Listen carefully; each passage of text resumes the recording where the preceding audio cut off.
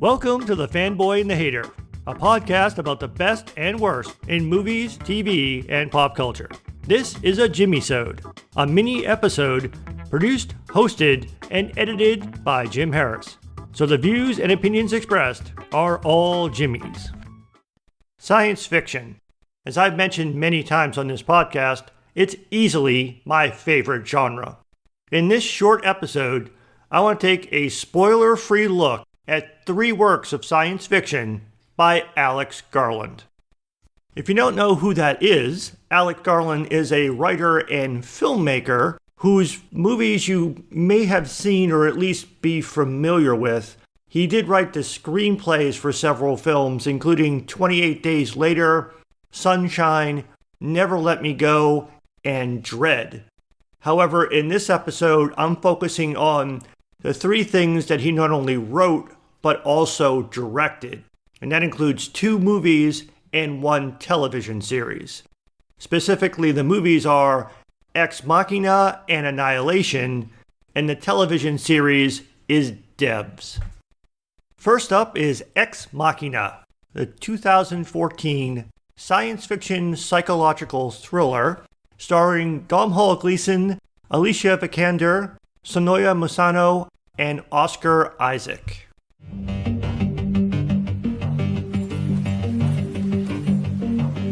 It's good to meet you, Nathan. It's good to meet you too, Caleb. Can we just get past the whole employer-employee thing? Cheers. In many ways, this building isn't a house. It's a research facility. I want to talk to you about the greatest scientific event in the history of man. Are you building an AI? So that's the setup and premise of Ex Machina. Domhnall Gleeson plays Caleb, a computer programmer at Blue Book, a Google-like high-tech company that has the world's dominant search engine, and he has won a contest to spend 1 week at the reclusive home of the company's CEO and founder, Nathan, played by Oscar Isaac, who is working on a top-secret artificial intelligence project. Ex Machina is also a great example of one of the other characteristics of Alex Garland's work, is that his science fiction really focuses a lot on the human dimension, meaning that the interpersonal interactions between the actors and their dialogue really form the crux of most of his works. So the science is there kind of in the background, and in a lot of science fiction, the science is kind of not really the star of the show. But this movie is probably the best from a science perspective of the 3 things that I'm focusing on in this episode, because this is talking about artificial intelligence and the Turing test, which is the famous test in AI where you're trying to determine whether or not a computer can pass as a human. If a Turing test is passed, the human tester can't tell that they're actually interacting with a computer. And a classic Turing test, named after Alan Turing, who came up with it in the 1950s, it's a test to determine whether or not a computer can exhibit intelligent behavior equivalent to or indistinguishable from that of a human. And a classic Turing test is actually a human tester who is interacting with 2 different, basically conversationalists, usually through some type of what we would now call text messaging, a chat console, where you're basically interacting, asking a question, and then judging based on the responses that you get, whether or not you're interacting with a computer or a human. So that's how a traditional, actual Turing test is performed. In this movie, it's a complete cheat, but they tell you that. So the tester, played by Domhnall Gleeson, is actually seeing that they are interacting with a computer. It's not a question about whether or not he's interacting with an artificial intelligence. Furthermore, the artificial intelligence is anthropomorphized as a human robotic life form. Ava, played by Alicia Vikander, looks like a woman. Most of her body is cybernetic, but her face, hands, and feet look human. So Domhnall Gleeson goes in knowing that this is not a real woman, and is asked to basically perform a Turing test, have conversations with her to determine whether or not Ava is capable of original thought and consciousness despite knowing she is definitely artificial.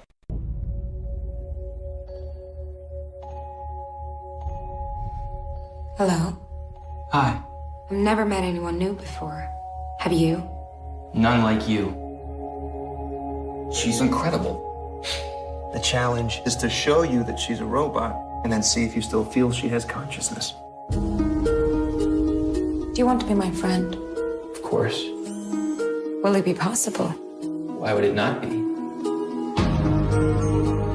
Have you never been outside this building? We could go together. Did you program her to flirt with me? Do you think about me? If you lie, I will know. No. Lie. Maybe she's pretending to like you. Well, why would she do that? Do you think I might be switched off? It's not up to me. Why is it up to anyone? The reason that this film probably works so well is it really just has 4 characters, but only 3 of them actually have lines. Sonoya Musano, who actually has a bigger role in the other 2 works, especially the 3rd work I'm going to talk about, is in the movie, but she doesn't speak. So the other 3 actors, Domhnall Gleeson, Oscar Isaac, and Alicia Vikander, are the only other 3 actors in the movie. So it's a very intimate film because it really is focused just on these 3 actors interacting in a very enclosed space, with Domhnall Gleeson as the tester, Alicia Vikander as the artificial intelligence, and Oscar Isaac as the megalomaniac CEO of the company and the creator of the AI that Domhnall Gleeson's character is testing. So the interpersonal dynamics and the psychological tension is really well done in this movie. I think in part because of that simplicity in terms of the setting, those 3 actors in an enclosed space. You shouldn't trust Nathan. You shouldn't trust anything he says. I think it's the next model that's going to be the real breakthrough. Well, what do you do with the old one? You have to help me. One day the AIs are going to look back on us, upright apes, all set for extinction. Is it strange to have made something that hates you? What were you doing with Ava?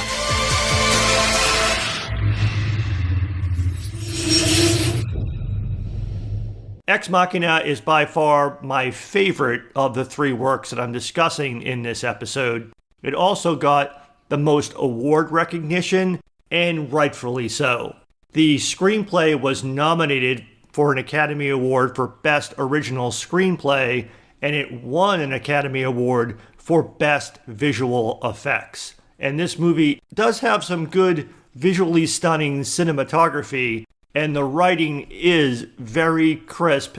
It is definitely a solid overall film, a very good piece of science fiction, and like a lot of Alex Garland's work, it really does focus a lot more on sort of a psychological aspect and the psychological thriller aspect.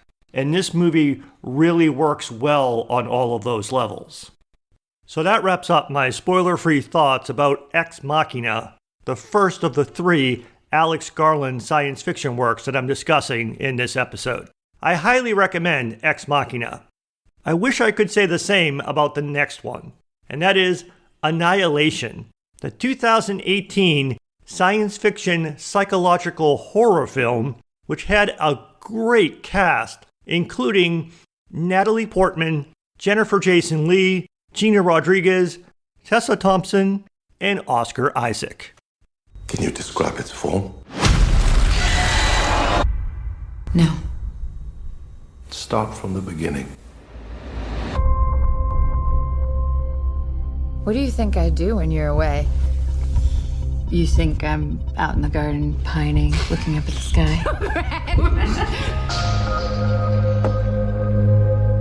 Why aren't you here? Gotta leave a day early.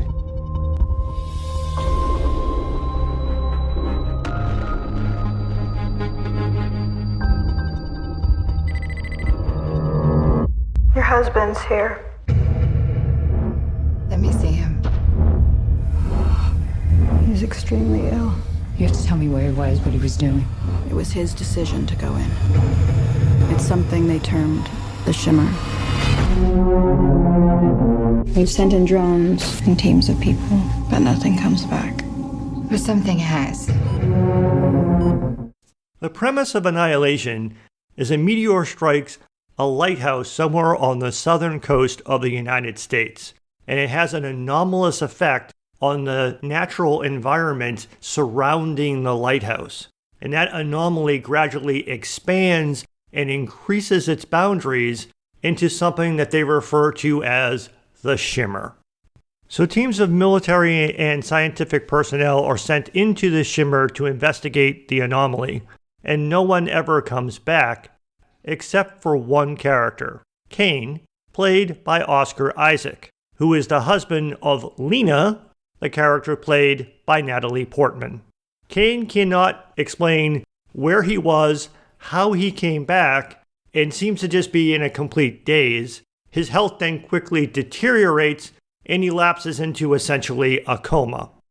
So Lena, Natalie Portman's character, who is a professor in cellular biology and wants to find a way to help her husband, volunteers to join the next scientific expedition into the Shimmer, being led by Jennifer Jason Leigh's character, Dr. Ventress, who is a psychiatrist. The rest of the team is also comprised of women, including a physicist and a geomorphologist, a scientist that studies the evolution of landscapes, and also a paramedic in case they encountered someone who requires medical attention. So this new scientific expedition enters the Shimmer, and the majority of the movie is that team's experiences inside the Shimmer. You're a biologist. You served in the military. If I knew what happened, I could save his life. The boundary's getting bigger, it's expanding. We're talking cities, states. You need to know what's inside. So do I. It's beautiful. Check this out. It's like they're stuck in a continuous mutation. Anything interesting in there? No. Sharks have teeth like that. Not possible. You can't crossbreed different species. What is it? The soldiers on the last expedition. They went crazy, or something in here killed them. Something's come through the fence. Through the fence?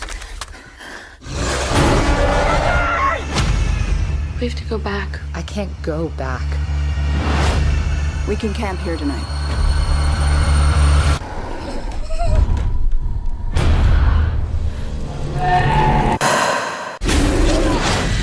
It's destroying everything. It's not destroying. It's making something new.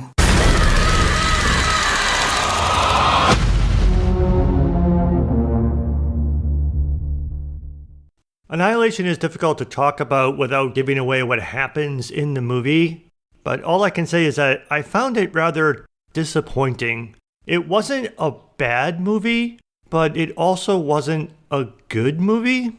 It's definitely science fiction. It plays a little bit fast and loose with the science at times, but some of the science is solid, and the things that are a little bit off are kind of explained under the umbrella of the implication that the Shimmer may be extraterrestrial in origin, and therefore our understanding of science doesn't apply, or it's doing something that's beyond our current scientific understanding.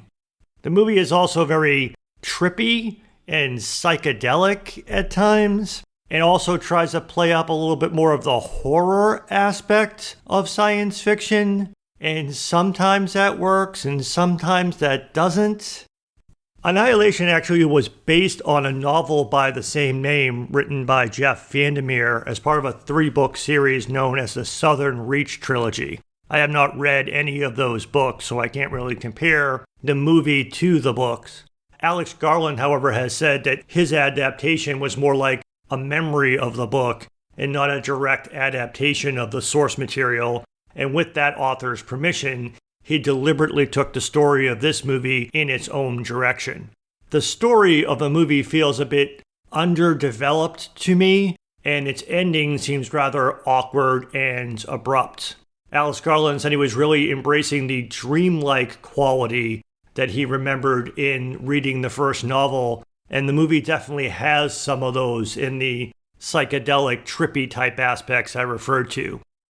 Annihilation was actually branded one of the biggest theatrical box office bombs of 2018, despite the fact that the critical response was largely positive and there are a lot of good reviews of it online. Overall, like I said earlier, it's not a bad movie, but I definitely wouldn't call it a good movie either. But if you like science fiction, it might be worth at least watching Annihilation. The third and final Alex Garland's work that I'm discussing in this episode, which I found incredibly frustrating, was the television miniseries Devs. This is your station? But what am I actually doing here? I'm not going to tell you. Don't worry. You're going to figure it out.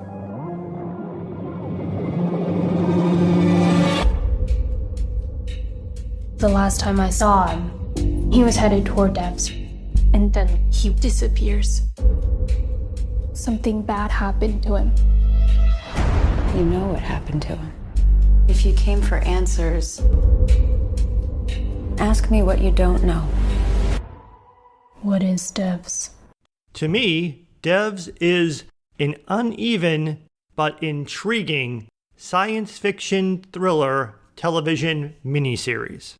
It's a little weird, a little creepy.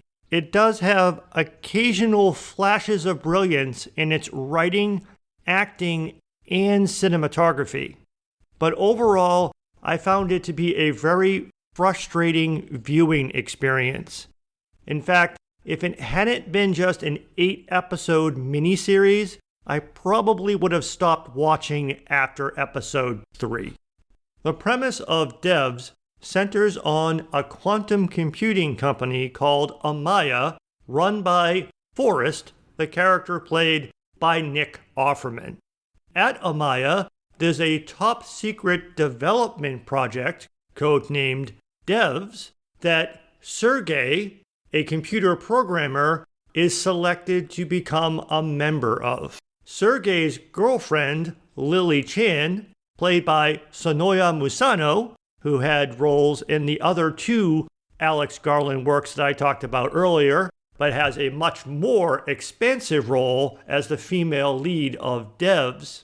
She again is Sergey's girlfriend, and after Sergey disappears after his first day working on the Devs project, she investigates what happened to him and what exactly is the top secret Devs project. One of my fundamental problems with Devs is it is the weakest in the science of science fiction part of the 3 works of science fiction I discussed in this episode. Like I said earlier, science often takes a back seat to the story and is not really the major driver of most science fiction works, but this one is especially weak. This television series seems to conflate quantum computing and quantum physics, and its discussion of quantum computing is not only incredibly weak, but it never really even goes into anything that you could even really latch onto as a believable plot, especially as far as the central story is concerned. Although the quantum physics aspects of the show are accurate, the application to its storytelling is just a muddled mix of not just physics, but also metaphysics, philosophy, and religion. The underlying story of Devs that is gradually revealed as you go through the miniseries was the thing that I felt apprehension about from the very first episode.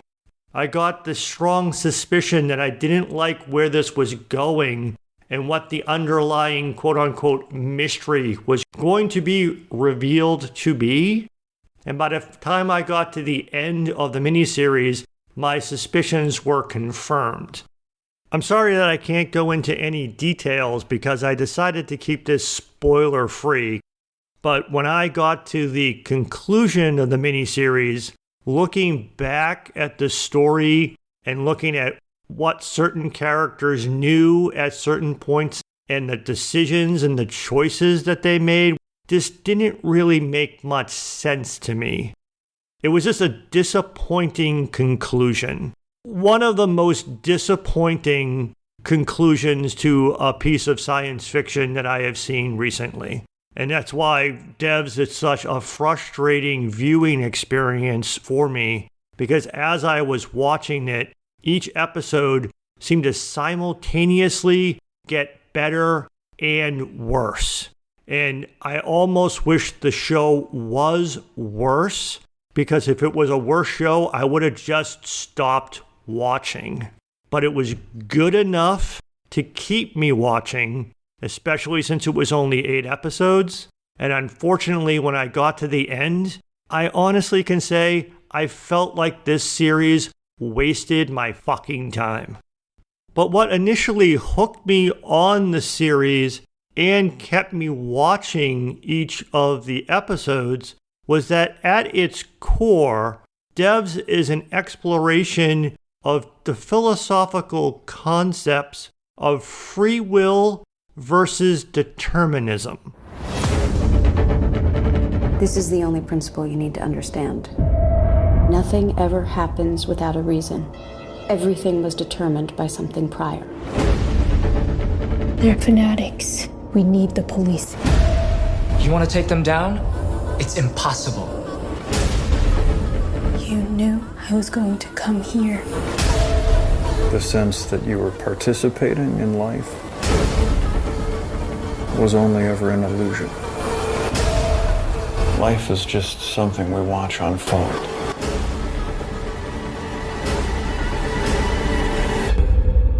What's inside? Everything.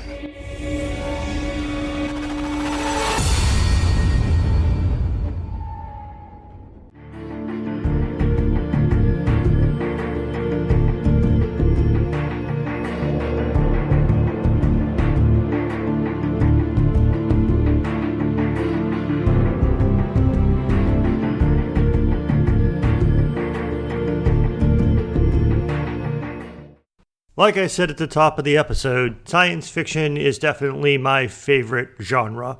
And Alex Garland's science fiction is very often characterized by being very thought-provoking, psychological, and very human-driven. And a lot of his works, including the 3 that I talked about in this episode, are very good examples of science fiction done mostly well. Like I said, I highly recommend the movie Ex Machina. Although it was disappointing, it's probably worth watching the movie Annihilation. And even though I found Devs to be incredibly frustrating, I know that there are some fans of science fiction that will greatly enjoy watching that miniseries. That's it for this Jimmy-sode. Thank you for listening to The Fanboy and the Hater.